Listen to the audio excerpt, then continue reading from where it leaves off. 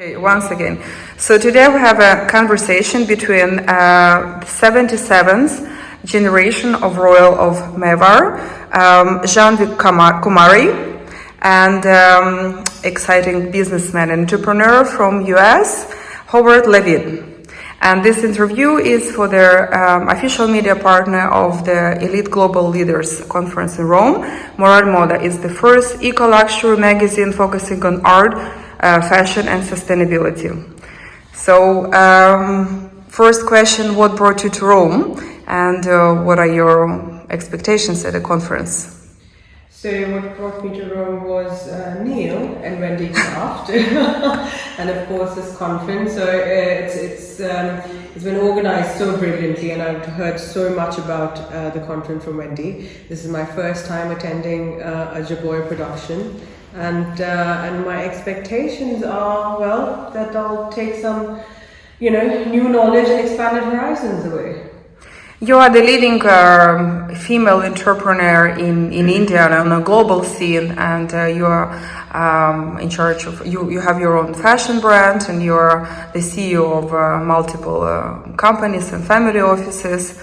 Probably Howard would like to ask some questions about how successful. First of all, thank you so much for being here and for attending this conference. What specific sectors are you currently invested in, and what sectors are you thinking about investing in the future? So our family office strategy is fairly straightforward. We are opportunistic, globally opportunistic in where and how we invest. So the only two sectors that we do not touch are technology and telecommunications. And in terms of where we are invested currently, I think being sector agnostic, you can pretty safely assume that we're across the board in terms of having portfolio companies in various sectors and various geographies around the world. Telecommunications are the two exceptions that we've never invested in and we most likely will not in the future either. Where we are focused right now, so our strategy is based on what I developed, the model that I developed, which is called the reverse origination methodology. I developed this in 2011.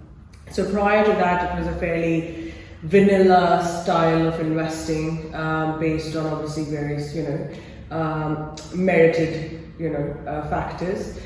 Since the development of the methodology, what we tend to do is we reverse originate portfolio assets. So if I was to explain that, what we tend to do is we will watch a specific sector and specific assets within that sector, sometimes for as long as somewhere between the range of 2 to 5 years, and we then approach that particular company or that asset in a specific geography, and we reverse originate a transaction.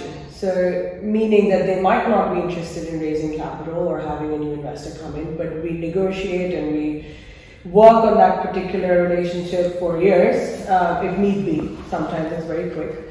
And we reverse originate a portfolio asset which sits within our portfolio of companies as long as it's a strategic fit. So if it makes sense from a vertical integration perspective, or it just helps us unlock some intrinsic value in a pre-existing portfolio company, we will then apply the reverse origination methodology to our portfolio across private equity as well as private structured credit, reverse originate a transaction, find it a good home within our portfolio, and of course make sure fundamentally it's a strategic fit within one of our portfolio assets.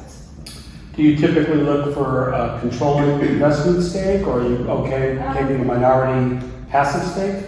So our preference is a controlling stake, but in the absence of that, a sizable minority with a board seat is also something that satisfies us on certain occasions. So what sectors, I know that you're not too keen on technology and telecommunications, and I'm going to come back to why a little bit later in this interview, but why don't you share with us some of the sectors you're most excited about right now?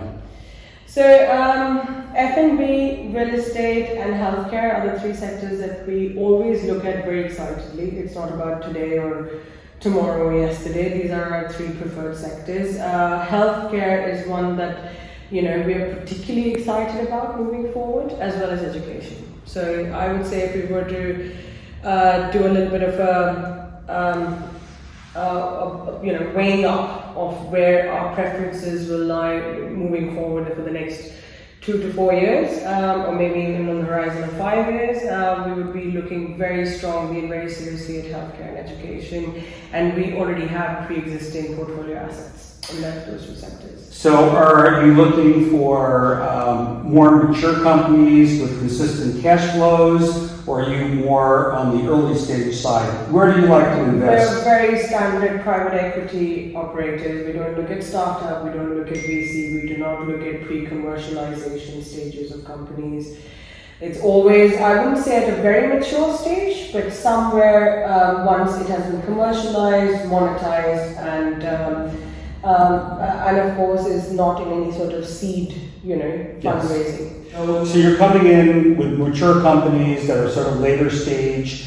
Do you have a strategy of how to create value so that your investment will grow over time? Yeah, so that's exactly what I was mentioning earlier. So the reverse origination methodology allows us to create value because we only invest in companies which is a strategic fit for pre-existing portfolio assets. Uh-huh. So that's basically one of the ways that we unlock intrinsic value, not only in a pre-existing asset and expand that and create more value out of it, but also by looking at companies that would give us a double-digit growth spurt.